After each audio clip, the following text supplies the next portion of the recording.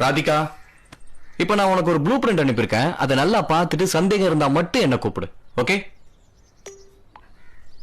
தாஸ், நம்ம 2 பேரும் பைக்ல ஒரு ரைட் போலாமா? பைக்லையா? இந்த வெதர்லையா?